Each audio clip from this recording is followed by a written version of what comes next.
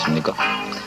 어제까지는 저희들이 의료보호제도에 대해서 소상히 여러분에게 설명을 해드렸습니다만은 정부는 한 걸음 더 나가서 이제 모든 국민들이 의료시혜를 받을 수 있는 의료보험제도를 범국민적으로 오는 7월 초하루부터 전개할 예정입니다. 오늘도 보사부의 복지연구국장이신 최수일 선생을 모시고 의료보험제도에 대해서 자세히 알아보도록 하겠습니다. 안녕하십니까? 네.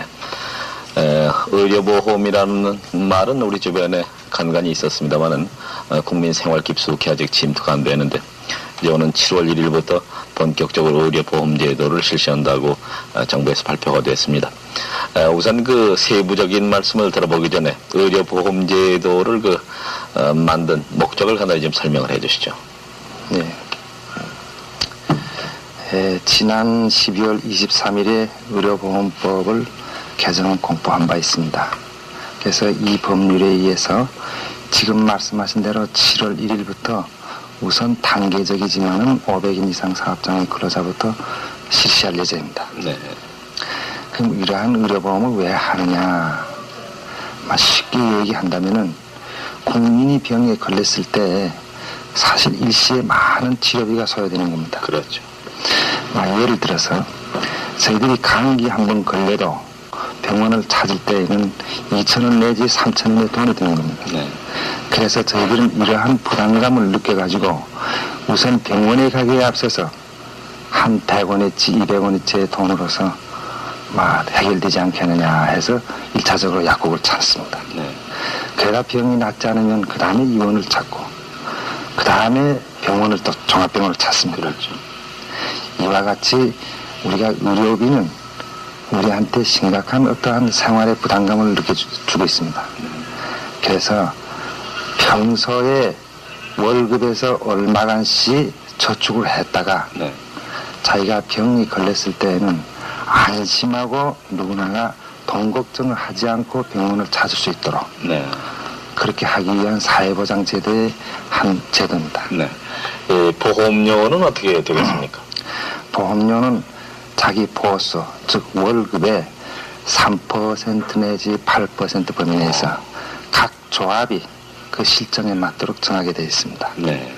그러면 그 3% 내지 8%의 보험료를 사업주가 절반, 근로자가 절반 네. 반담하게 됩니다. 네.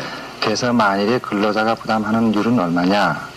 자기 월급의 1.5% 내지 4%, 네. 기업주가 1.5% 내지 40% 네. 이렇게 해서 부담하도록 되어 있습니다. 네. 그러니까 1인당 얼마가 아니고 봉급 비율에 따라서 보험료를 물게 되겠군요. 그렇습니다. 네. 그래서 이제 급료가 낮은 사람은 그만큼 돈을 네. 적게 내고 네. 급료가 좀 높은 사람은 사실 좀 더 내가지고 어느 정도까지의 소득 재분배 효과를 노리겠다 하는 데에서 의료보험인데 사실은 의료보험이 그런 의미에서 사회보험이라 이렇게 하고 있습니다. 네. 그런데 이 보험, 일반 보험에도 그렇습니다만은 급여의 그 여러 가지 형태, 종류가 있지 않습니까? 의료보험의 경우는 어떻게 됩니까? 우선 두 가지로 크게 나누고 있습니다. 의사의 손이 닿아야만 하는 부류인데요. 첫째, 요양급여. 네. 그 다음에 복만급여. 네. 요양급여의 경우에는 질병이나 부상에 걸렸을 때 진찰, 치료, 입원, 후송, 이송 이러한 일체 사항이 포함되어 있고요. 네. 복만의 경우에는 입원에 의한 출산입니다. 네. 근데 이제 7월 1일 그 의료보험제도 실시를 앞두고 사전 준비 같은 것도 앞으로 실시 계획 같은 게 상당히 그 준비가 되고 있는 걸로 알고 있는데 좀 말씀을 해 주시죠. 그래서 아까 말씀드렸습니다마는 작년에 법이 공포되고 시행령이든가 거기에 뒤따르는 여러 가지 규정이든가 하는 것은 이미 완료됐습니다. 네.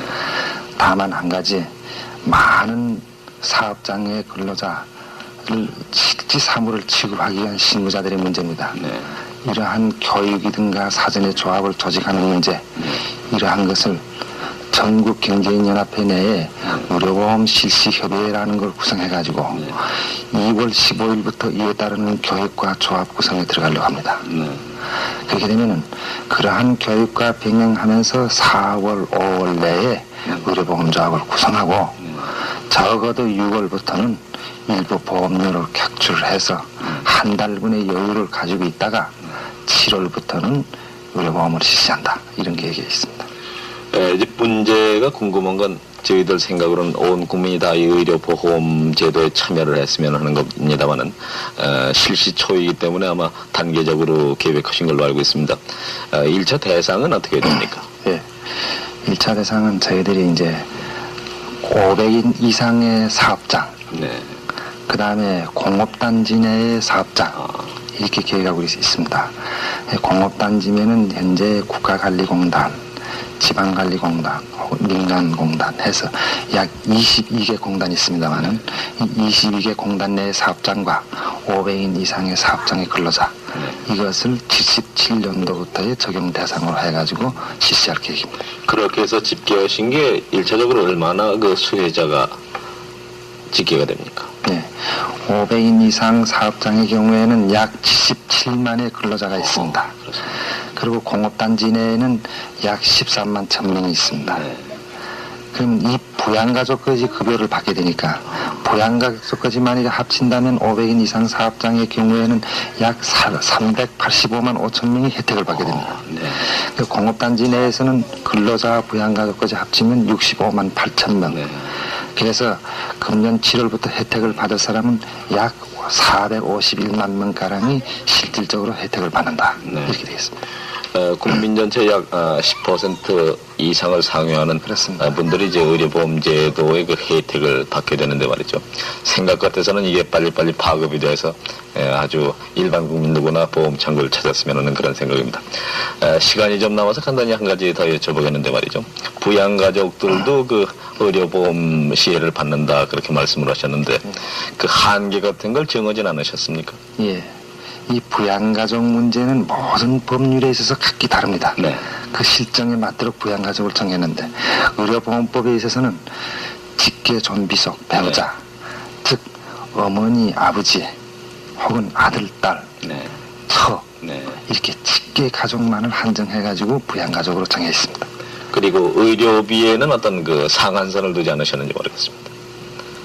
보험 가입자가 예를 들어서 병치료를 받을 때 얼마까지만 보험료에서 지불이 된다 그런 건 없습니까? 그런 건 없습니다. 네, 그러니까 치료 완성될 때까지? 없습니다. 네. 그러나 치료 기간에 대해서 제한을 뒀습니다. 한 가지 질병에 대해서 6개월까지를 한정했다. 네. 네. 그러니까 장기 지병인 경우는 의료보험 제도의 혜택에서 제외가 되겠군요. 장기 질병의 경우에는 이제 6개월까지만 진료를 받고 네. 어느 정도까지 초기에는 제한을 받겠습니다. 네. 시행 초기에는 아마 여러 가지 보험 재정이든가 이러한 문제를 생각해서 부득이한 조치라 생각합니다. 네. 오늘 첫 시간 의료보험 제도에 대해서 설명을 해주셨는데 내일은 조금 상세하게 설명 말씀을 부탁드려보겠습니다. 오늘 대단히 감사합니다. 고맙습니다.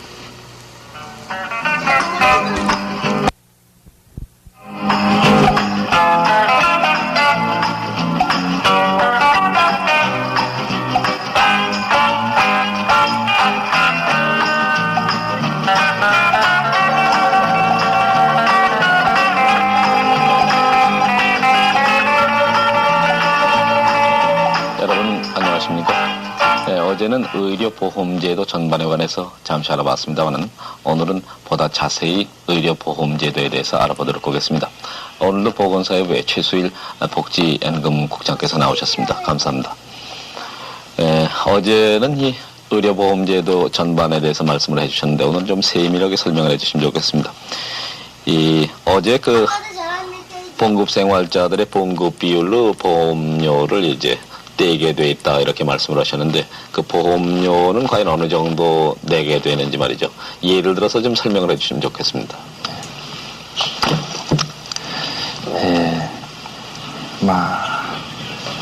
한마디로 말하기는 좀 복잡합니다만은 사무의 간소화를 위해서 표준보수 등급제도라는 걸 두었습니다.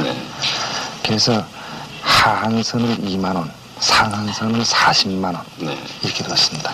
그래서 15,000원 월급 받는 사람도 2만 원을 기준으로 해서 내고 50만 원, 60만 원 이상 월급 받는 사람도 40만 원을 기준으로 해서 보험료를 낸다. 이렇게 되어 있습니다. 네. 이러한 등급을 30등급을 놔가지고 쭉 나열되어 있습니다. 네. 그렇다면 2만 원을 받는 사람이 예를 들어서 보험료를 낸다 하면 3%입니다. 네. 그 3%의 절반을 본인이 내니까 아. 매달 2만 원 월급 받는 근로자의 경우에는 보험료로서 매달 300원씩 부담하게 되고 네. 예를 들어서 약 8만 원의 월급을 받는 사람이다 하게 되면 1,200원을 매달 부담하게 된다. 네. 기업주가 거기에 1,200원을 역시 플러스해서 부담해준다. 네. 이렇게 되겠습니다. 20만 원의 경우에는 약 3,000원 가량을 부담하게 되겠습니다. 네. 역시 기업주가 거기에 3,000원을 플러스해서 부담한다. 아. 이렇게 되겠습니다. 그래서 봉급이 낮은 사람은 사실상 좀 덜 부담하고 네. 봉급이 많은 사람은 더 부담하는 결과가 되겠습니다. 네. 그러니까 자기 월급 봉투의 1.5%를 보험료로 부담한다 이렇게 생각하면 우선 쉽겠군요. 그렇습니다. 그렇죠. 수령에게. 국고 부담은 없습니까? 국고 부담은 저희들이 이건 법령의 예산의 범위 내에서 부담할 수 있다 이렇게 되어 있는데 네. 첫째 이 보험료의 치료비에 소요된 비용의 약 2%다 이렇게 예산에 계산되어 있습니다. 그럴 경우에는 세대당 약 50원의 국고 부담금이 나갑니다. 네. 그렇게 진료를 할 경우에 말이죠. 이 보험 가입자가 본인 부담은 전혀 없는지 모르겠습니다. 예, 본인 부담이 있습니다. 네. 이거는 근로자 본인과 네. 가족과 구분해 있고 네. 또한 입원과 외래를 구분했습니다. 아, 그렇습니까? 예. 그래서 입원하지 않고 외래 진찰의 경우에는 네. 본인의 경우에는 40%, 네. 가족의 경우에는 50%까지 네. 이렇게 부담하도록 되어 있습니다. 네. 그리고 입원 요양의 경우에는 보험 가입자 본인은 30%, 그 다음에 그 가족은 40%까지 부담하게 되어 있습니다. 네. 쉽게 얘기한다면은 10만 원의 의료비가 들었다 하면은 네. 입원의 경우에는 본인은 3만 원을 10만 원. 부담하고 가족은 4만 원을 4만 원. 부담한다. 네. 그렇게 되는 거겠습니다. 이제 그 밖에 여러 가지 시행하지 않은 제도이기 때문에 갑자기 궁금증이 많이 생기는데 말이죠. 우선 진료를 맡은 병원과 당국과의 수가 조절 문제, 이것도 상당히 문제로 제기되지 않을까 생각을 합니다. 병원 측에서는 10만 원 정도 든다고 그러는데 당국에서는 그게 7만 원이 든다. 이런 문제는 어떻게 조정이 될 것 같습니까? 예, 이것이 병원 수가라 하는 것이 통일된 수가가 우리나라에 현재 없습니다. 네. 그래서 저희들이 의료보험 제도를 수립하면서부터 사실은 수가 작업을 하고 있습니다. 네. 그럼 어떠한 수가 작업을 하고 있느냐? 향이별로 전부 나누고 있습니다. 네. 지금의 경우에 수가는 맹장염 수술이다 하면은 맹장염에 대해서 수술비 얼마, 네. 약값 얼마, 입원비 얼마, 네. 이렇게 단위 종합 수가입니다. 네. 그러나 저희들이 지금 만들고자 하는 것은 몇 센치를 나이프로 쬐다, 네. 어떠한 주사를 놨다, 아. 어떠한 가제를 거기에다가 붙여서 진료를 했다, 네. 입원 며칠간을 했다 네. 하는 향이별로 한 1000여 됩니다. 그것을 전부 구분을 해서 네. 거기에다가 수가를 매길 것입니다. 네. 그랬을 경우에는 병원에서 이러한 행위를 했다 했을 때 그 하나하나를 따질 수 있는 근거가 된다. 네. 그러한 작업을 저희들이 지금 추진하고 있습니다만은 좀 지연되고 있습니다. 네. 당초의 계획은 금년 2월 말까지다. 네. 이렇게 목표를 세워놨는데 약 한 달가량 지연되지 않겠느냐. 이러한 것은 또 정부 당국이 혼자서 할 것이 아니라 네. 대한의학협회와 네. 병원협회 여기에서의 공동작업에 의해서 지금 진행하고 있습니다. 네. 그래서 수가 문제는 그걸 해결되지 않겠느냐 네. 그렇게 생각합니다. 또 하나는 역시 우리나라 서울의 경우는 그렇지 않습니다만은 지방도시나 지방에는 비용원이 모자라다는 게 일반적인 여론 아닙니까? 그런 경우에 보험 가입자들이 말이죠. 자기들이 보험료 낸 생각을 해서 불필요하게 비용원 출입을 자주 한다거나 이런 문제는 어떻게 조정이 될 것 같습니까? 이게 선진제국에서 의료보험 제도를 하면서의 공통적으로 느끼는 문제점입니다. 아, 의사하고 환자하고 야합을 해서 네. 의사가 또한 돈을 벌기 위해서 과잉 치료를 하는 문제. 네. 환자가 자칫 잠깐 뭐 안 가도 될 것을 가지고 병원에 간다. 글쎄 말씀이죠. 이러한 것이 큰 문제점을 대두했습니다. 네. 그래서 저희들이 이 제도를 만드는 초기부터 이것을 가장 신경을 썼는데 저희들이 제도적 장치로서 두 가지를 두었습니다. 네. 첫째, 병원에 갔을 때 본인의 부담이 전혀 없을 때에는 그러한 사태가 난다 하는 겁니다. 네. 어느 정도까지 내가 이 돈을 부담함으로써 좀 부담이 가고 영향이 간다 할 수준 정도까지의 자기 부담을 거기에 수반시켜야 되겠다. 그래서 아까 말씀드린 본인 일부 부담 문제가 나오는 겁니다. 그리고 병원의 경우에는 과잉 진료를 방지하기 위해서 아까 말씀드린 대로 각 행위별의 모든 수가를 정해가지고 거기에 의해서 각 조합이 그것을 지불을 할 때에는 전부 전문 의사든가 네. 전문 심사관에 의해서 그러한 제도를 둬가지고 일일이 그걸 따지게 돼 있습니다. 한 가지 예를 든다면은 프랑스 같은 데서도 정 할 수 없으니까 네. 의료보험 제도를 다시 만들었는데 어떻게 했느냐. 병원에 갔을 경우에는 10만 원의 돈이 들었을 경우에는 그 10만 원을 본인이 지불합니다. 조합이 지불해 주는 것이 아니고. 네. 그래서 돌아와가지고 조합에다가 나 10만 원의 돈이 들었으니까 돌려주시오 하고 다시 신청을 합니다. 네. 그때는 그 조합에서 다시 그걸 돌려주는데 다 돌려주는 것이 아니고 아. 7만 5천 원, 즉 75%만 돌려준다. 네. 이러한 것도 과잉 진료, 과잉 수준에 대한 문제점으로서 이러한 제도가 생겼다. 그러니까 자기 부담률대를 그 제동장치로 활용을 하신다는 말씀이죠. 어느 정도까지 자기 부담을 네. 둔다 하는 거하고 네. 그 다음에 수가를 행위별로 전부 나눠가지고 네. 거기에 대해서의 엄격한 심사제도에 의한 지불을 한다 네. 하는 이 제도적 장치. 네. 물론 이러한 제도가 아무리 잘 돼 있다 하지만은 이것을 운용을 하는 조합의 성의와 이걸 국민이 받아들이는 국민 각자의 협력, 또 의료인의 협력, 이게 없이는 잘 운영이 안 되죠. 그렇죠. 또 하나는 예를 들어서 모든 사람의 그 희구하는 게 건강한 일생 아니겠습니까? 예를 들어서 10년 직장 생활을 했는데 말이죠. 의료보험은 쭉 냈는데 한 번도 병원에 갈 일이 없었다. 그럴 경우에 무슨 보상 방법이 없는지요. 또 하나 예는 예를 들어서 제가 오늘 날짜로 이 직장에 취업을 시작했는데 첫 달 보험료도 내기 전에 병이 2, 3일 후에 들었다. 이런 그 묘한 문제들은 어떻게 해결해 줄 것 같습니까? 예, 이게 근본적으로 저희들이 사회보험 문제에 있어서 소득의 장기적인 보장책과 단기적인 보장 방책이 있습니다. 네. 그럼 장기적인 것은 소위 우리 말하는 연금입니다.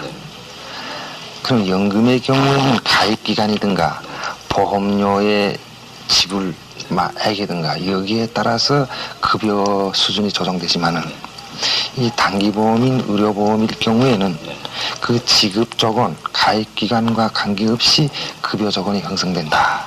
즉 무슨 말이냐 하면은 제가 이제 2월 달에 지금 취직을 했습니다.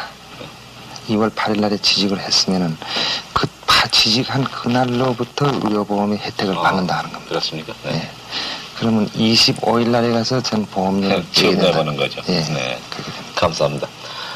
어제 오늘 이틀에 이어서 오는 7월 1일부터 새로 시행이 되는 의료보험제도 500인 이상 직장에 참여하신 아빠들 그리고 엄마들이 그 가족과 함께 의료보험제도의 혜택을 받게 됐습니다.